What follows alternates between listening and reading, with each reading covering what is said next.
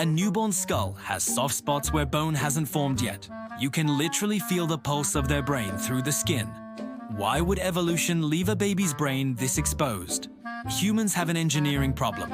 We evolved massive brains, but we also walk upright, which narrowed the birth canal. A baby's head is the largest part of its body and barely fits through. If the skull were a single solid bone like an adult's, birth would be physically impossible. So evolution's solution was brilliant.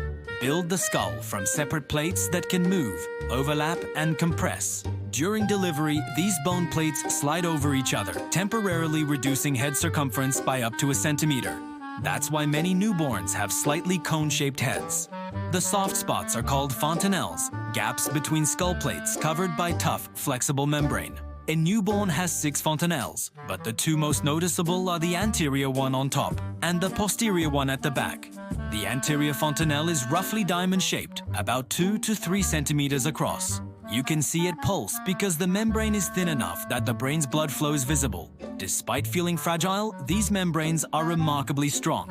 They're made of dense connective tissue that protects the brain effectively, just with flexibility instead of bone. Birth is only half the reason. A baby's brain doubles in size during the first year alone and reaches 80% of adult size by age 3.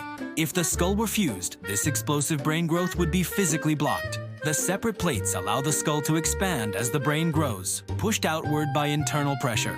The fontanelles act as expansion joints, giving the skull room to accommodate a brain that's adding thousands of new neural connections every second. The skull grows by adding new bone at the edges of each plate, gradually closing the gaps. The posterior fontanelle usually closes by 2 to 3 months. The anterior one, the big soft spot on top, typically closes between 12 and 18 months. If fontanelles close too early, a condition called craniosynostosis, the brain can't expand properly and may require surgery. If they close too late, it can indicate nutritional deficiencies or other conditions. The timing is precisely regulated, closing only after the most explosive phase of brain growth is complete.